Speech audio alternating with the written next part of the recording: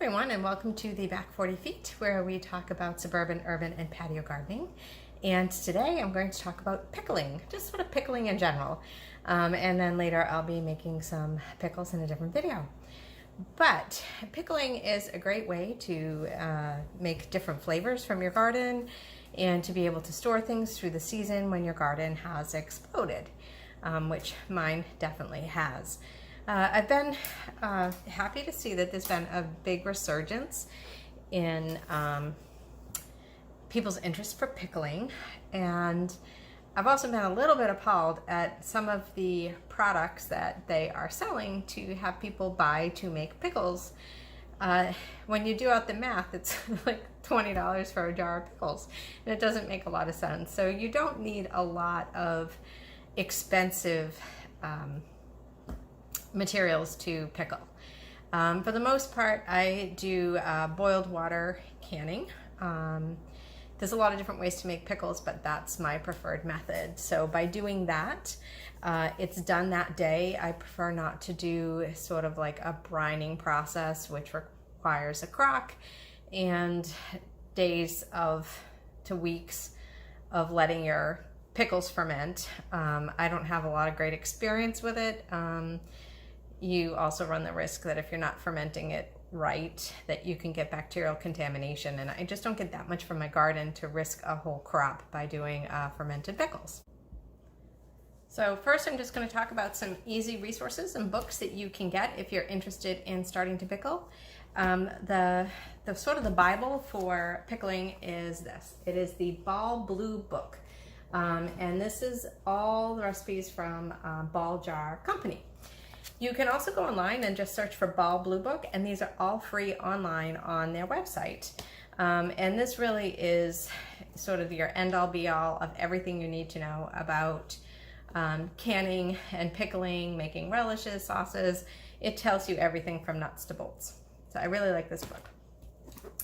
If you don't want to make huge batches of pickles or relish, or maybe you've been harvesting off your patio and you only have a handful of vegetables, this is also a really good book.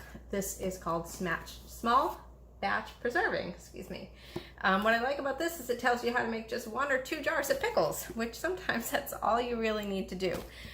So it cuts a lot of the recipes in half, but just gives you some interesting ideas on what to do when you only have maybe a cup or 2 of harvest. And then this is also another one that I like. This is called Pickled Pantry. And these people love pickles, and I love pickles. They got whole stories about pickles and things that I just never thought of even putting together in a pickle recipe. But they have some really interesting ideas for pickles. So if you are a pickle fanatic, you definitely need that book. But let's look at the supplies that we need, truthfully, to make pickles. So Jaeger has decided to help me model everything that we need for pickling. Minus the cat, of course, just don't let him know that. So first up is you need a pot. And behind the cat is just basically a small lobster pot. It's just made out of enamel. It's not very big. But the reason that I have this is to do boiled water canning. You have to have at least 1 inch or 2 of water over your canned jars. So you need something that's deep. A lot of stock pots that you buy are more Dutch oven size and are a little bit too shallow. But if you already have a stock pot, there's no reason to have to go out and get another one. This one I only use for canning, so I can beat the crap out of it. This, I'll see if I can show you, is what you can put on the bottom of your stock pot so that it does not scratch your pot. It's just a little silicone trivet here. But what I use for my stock pot is this little contraption. So it's a cage that you can put, thank you Jaeger, that you can put your jars in, and each jar goes into each section. And then when you put it over here in your pot, it's great because then you can raise you can look for them. Okay. You can raise and lower your pots as you need them. Here you can see the wire rack that goes into the pot, and the jars can just go right on top once they're filled in. And then once you've filled up all the jars, you just lower this right down into the water and it's ready to go. Moving right along to some other things that you would need is I prefer a wide mouth funnel so that when I am filling my canning jars, I'm not getting a whole bunch on the rim of the jars, because then it just makes it that much harder to get the lid off of. So this is just sort of standard. This is probably less than $1. This is a little bit fancier, but this is my preferred method. So this is, again, just a wide mouth funnel. But if you can see at the bottom, it shows you heights. So when it asks you to leave what's called head space, I can put this right on my jar. And then as I start to fill up liquid, I can see 1/2 inch to 1/4 inch, or if you're using the metric system, whichever. It's a lot easier to visualize. Depending on what pickles you're making, a lot of the recipes will tell you how much air you need between the last of the liquid and the top of the lid. So this works great. And the difference being, if I put just my regular funnel on there, it just makes it a lot harder to be able to see where the liquid ends, because sometimes when I take this out, then sometimes the liquid drops. Moving on to some other items.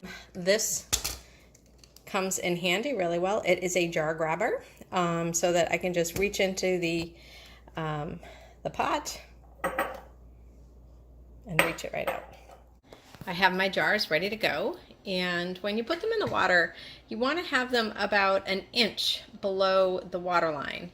So you don't want them exposed to the air so that they truthfully can be sterilized. So I'm going to get this boiling. All right, we have boiling water, and I can see the jars are still under the water, so we'll just cover that up, and I can keep it at a boil.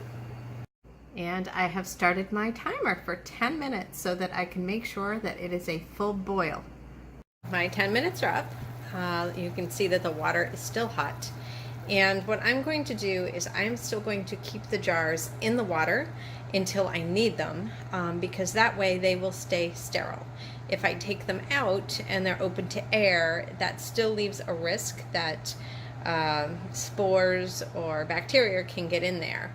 Using my rack, I have brought the sterile jars up out of the water, and then using my jar grabber, I'm going to grab it, pour the water out carefully. I can just keep it right back in there because that way it stays hot. So now I have my jar, and I'll bring my jar over to my work area.